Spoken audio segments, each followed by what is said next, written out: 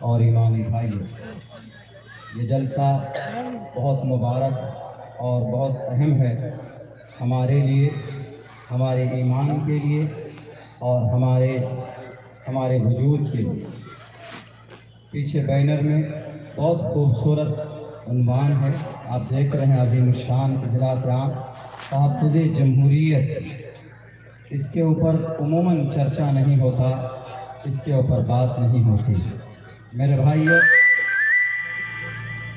ہمیں معلومات اس کے اوپر ہونی چاہیے، اور اگر نہیں ہے تو جانکاری حاصل کرنی چاہیے۔ جس بینر تلے ہم لوگ یہاں پر جمع ہیں، جمعیت علماء ہند کے بینر تلے ہم جمع ہیں، اور یہ تنظیم کوئی آج کی یا 2 سال 3 سال پرانی تنظیم نہیں ہے، بلکہ یہ تنظیم 1919 کی رجسٹرڈ تنظیم ہے، ہمارے علماء کرام کی امانت اور ایک مضبوط تنظیم، جو تب سے لے کر آج تک انتھک محنت اور کوشش کر کے اس دیش کے اندر، اس ملک کے اندر ایمان، شریعت اور اپنے وجود اور سوشل ہر فیلڈ میں اس تنظیم نے کام کیا ہے، اور ہر کسی کو اس تنظیم سے جڑنا چاہیے اور مضبوط بنانا چاہیے، کیونکہ آپ اکیلے اگر کھڑے ہوں گے، آپ کسی کی نگرانی میں اگر نہیں چلیں گے تو یقین ہے کہ آپ پھسل جائیں، آپ کمزور بن جائیں۔ اللہ کے نبی علیہ السلام کی عمر 20 سال کی تھی، اس وقت ایک باہر سے کوئی شخص، ایک تاجر آیا مکہ المکرمہ میں آ کر کے کہا کہ میں یہاں پر تجارت کرنا چاہتا ہوں۔ تو وہاں ایک صحابی، وہاں ایک علاقائی لوکل ایک شخص، انہوں نے کہا کہ ہم آپ کے ساتھ تجارت کرنا چاہتے ہیں۔ باہر کا آدمی لوکل آدمی سے مل کر کاروبار شروع کیا، لیکن جب منافع آیا تو وہ منافع جو لوکل آدمی تھا، علاقائی آدمی تھا، اس کی نیت میں بے ایمانی آ گئی اور انہوں نے چیٹنگ کی۔ اب جو باہر کا آدمی تھا، اس کے پاس کوئی دستہ نہیں، اس کے پاس کوئی طاقت نہیں، کوئی پاور نہیں، اب وہ پاگل کی طرف پھرتا تھا کہ ہے کوئی مائے کا لال جو مجھے انصاف دلائے، ہے کوئی اس پریشان کی آواز کو سننے والا۔ میں یہاں سے نہیں ہوں، میں باہر سے ہوں، لیکن کوئی اس شہر کے اندر کوئی ایسا جرنیل، کوئی ایسا بہادر نہیں ہے جو مجھے اس شخص سے مجھے انصاف دلائے۔ تو اس وقت تنہا اگر کوئی کھڑا ہوا تھا تو نبی پاک علیہ السلام کی ذات اقدس تھی، اور اس وقت آپ کی عمر 20 سال کی تھی، 25 سال کی تھی۔ میرے بھائیو، اس وقت ایک تنظیم بنائی گئی، اس تنظیم کا نام حلف الفضول رکھا گیا تھا۔ اس کا مقصد ہی یہی تھا کہ لوگوں کو انصاف دلایا جا سکے۔ تمام کے تمام رؤسائے مکہ کو جمع کیا، اور آپ علیہ السلام نے یہ کہا کہ آج کے بعد اگر کسی شخص کے اوپر ظلم تشدد ہوتا ہے، ناانصافی اگر کسی کے ساتھ کی جاتی ہے تو ہم برداشت نہیں کریں گے۔ آپ علیہ السلام کو جب نبوت دی گئی، تب محمد رسول اللہ نے کہا کہ حلف الفضول، میں تمہارا ساتھ چھوڑ رہا ہوں، وہ اس وجہ سے کہ مجھے نبوت دی گئی، مجھے دوسری ذمہ داری دی گئی ہے، ورنہ اگر کوئی سرخ اونٹ بھی مجھے آفر میں پیش کرتا، میں پھر بھی اس کو قبول نہیں کرتا، اس تنظیم میں رہ کر لوگوں کی بھلائی کے لیے کام کرتا۔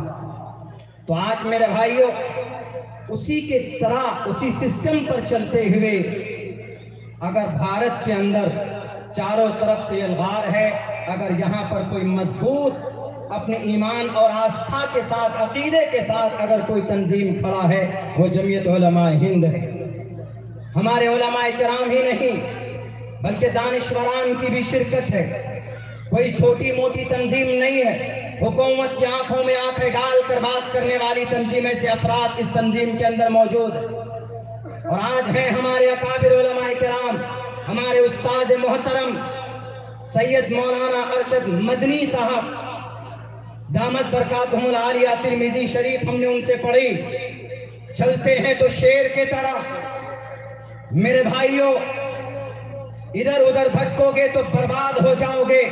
ظالم اس وقت آپ کو چبانا چاہتا ہے، آپ کو ختم کرنا چاہتا ہے۔ اگر آپ کو اپنا وجود باقی رکھنا ہے تو تنہا نہیں، اگر تنہا ہوں گے تو کوئی بھی توڑ سکتا ہے.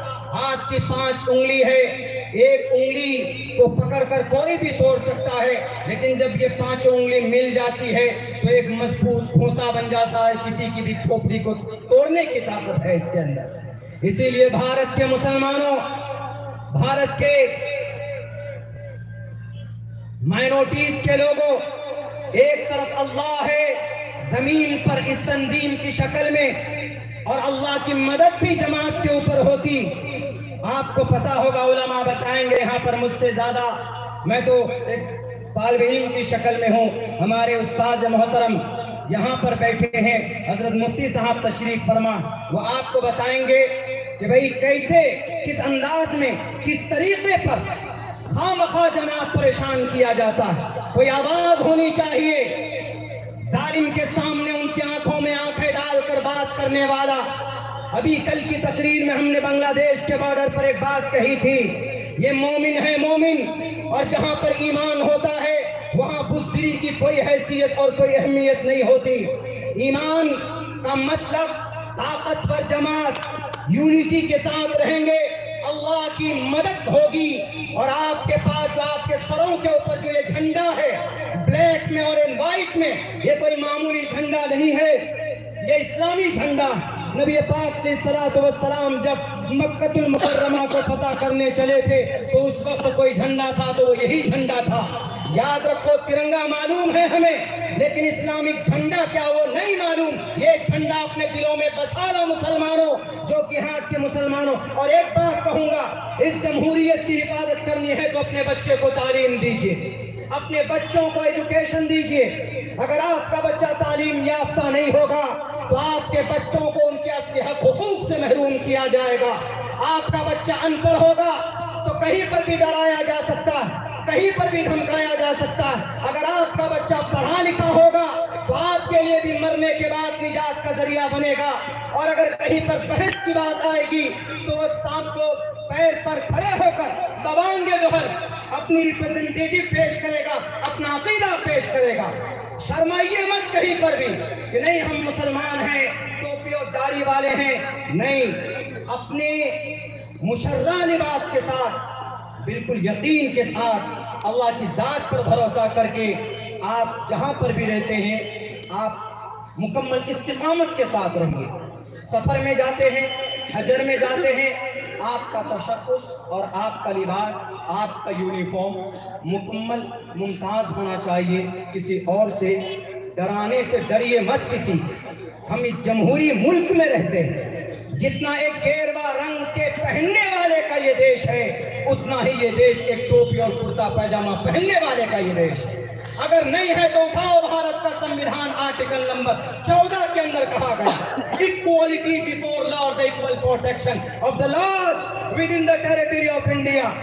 اگر کسی کو مندر بنانے کی اجازت ہے تو مسجد بنانے کی بھی پرمیشن ہے. اگر کسی کو پاٹھشالے بنانے کی پرمیشن ہے تو مدرسہ بنانے کی بھی اجازت ہے.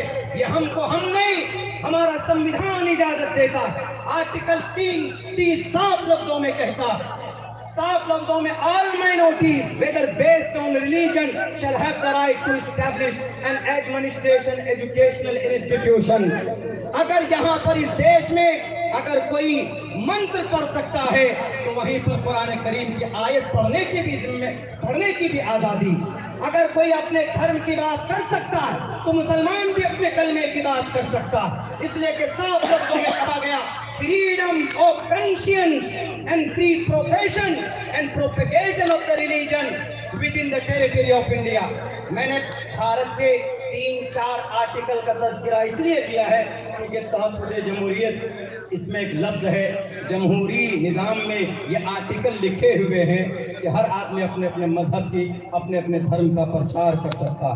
میرے بھائیوں, اور تعلیم تو وہ چیز ہے کہ اللہ کے نبی علیہ السلام کو شروع پیغام جو دیا گیا وہ تعلیم کا دیا گیا. اقرأ باسم ربک الذی خلق, کہ آپ پڑھیے. اس سے پتہ چلتا ہے کہ first of all you have to educate your child.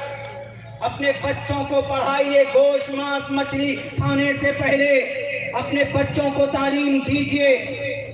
یرفع اللہ الذین آمنوا منکم والذین اوتوا العلم درجات. ایمان والوں کا مقام اللہ کے نزدیک بڑا ہے، اس میں کوئی شک نہیں ہے، لیکن ان میں الگ سے ایک مقام بلند کیا ان لوگوں کا جو تعلیم یافتہ ہوتے ہیں۔ والذین اوتوا العلم درجات، اپنے بچوں کو تعلیم دیجئے، اور جن کے اندر اللہ کی تعلیمات آ جائے، یقیناً وہ اس دنیا کے اندر بھی کامیاب ہوگا اور مرنے کے بعد بھی وہ کامیاب ہوگا۔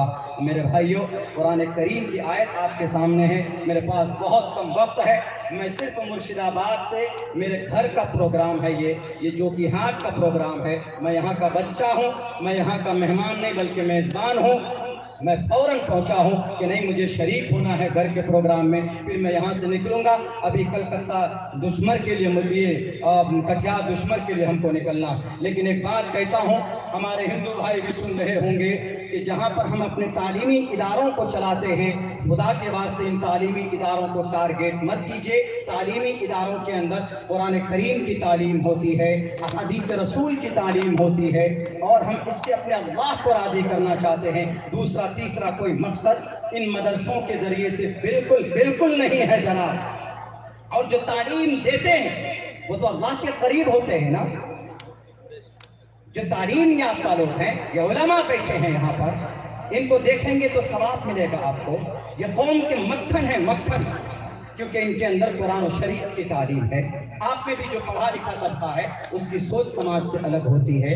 ان کے اندر قرآن ہے، ان کے اندر احادیث رسول ہے اور شریعت ہے، ان کا مقام اللہ کے نزدیک بہت بلند ہے۔ حضرت انس نے اللہ کے نبی سے پوچھا کہ اللہ کے نبی، آپ کے چلے جانے کے بعد who will do these things when you will die and who will spread the message of Islam in entire world؟ کون اس میسج کو پھیلائے گا؟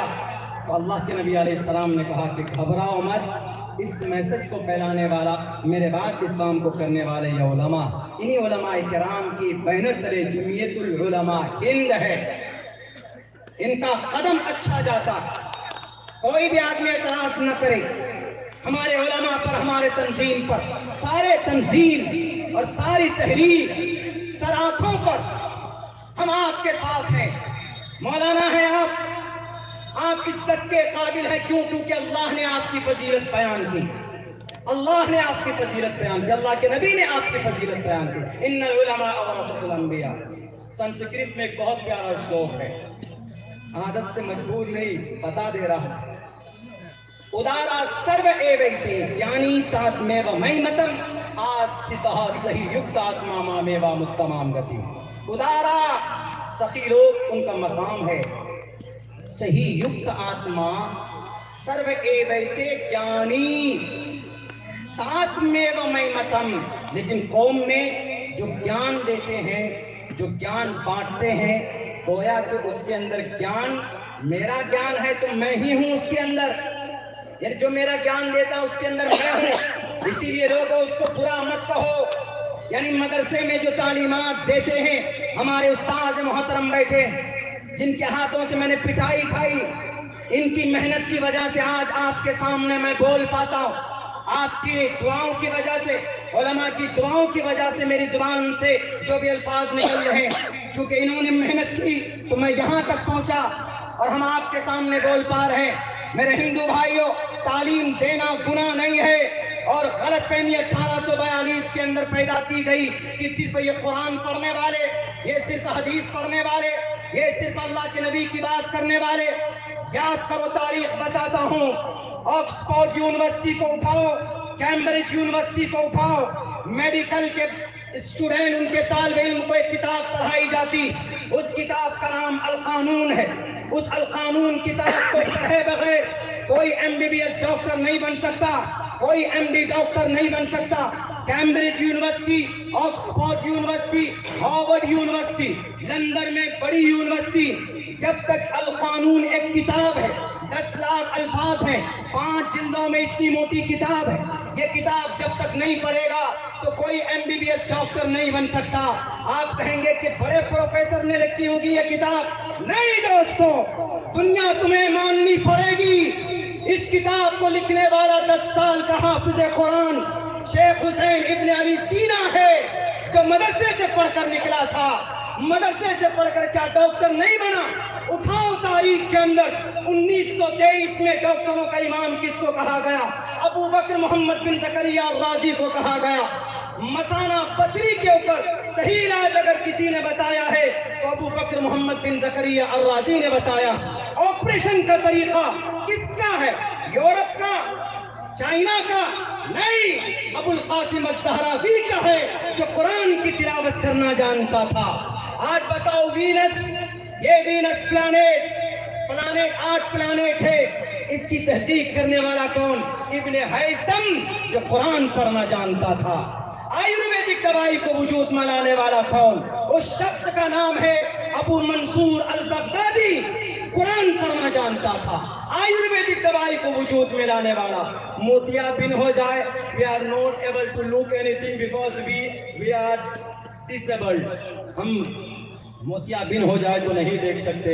मोतियाबिंद की सबसे पहली तहकीक अगर किसी ने की है तो उस शख्स का नाम अबुल कासिम अम्मार मूसवी है, जो कुरान का पढ़ा लिखा था। मदरसा है, एक तरफ इमाम राजी, एक तरफ अल बैरूनी।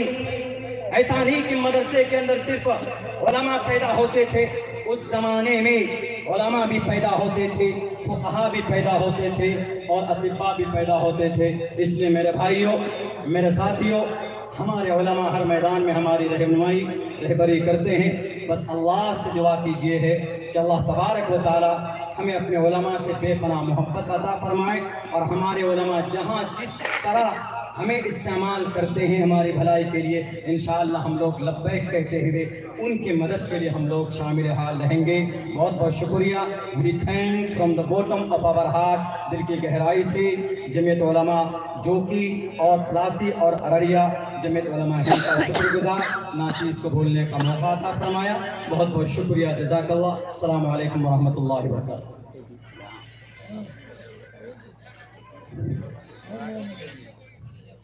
माशाअल्लाह, आपने बड़ा जामे खिताब मुकम्मल तसलसल के साथ औक़ाती रूह जब बेदार होती है जवानों में, नज़र आती है उनको अपनी मंजिल आसमानों में। हज़रत मौसूफ़ ने तालीम के हवाले से, एजुकेशन के हवाले से बड़ी अच्छी गुफ्तगू की। उन्होंने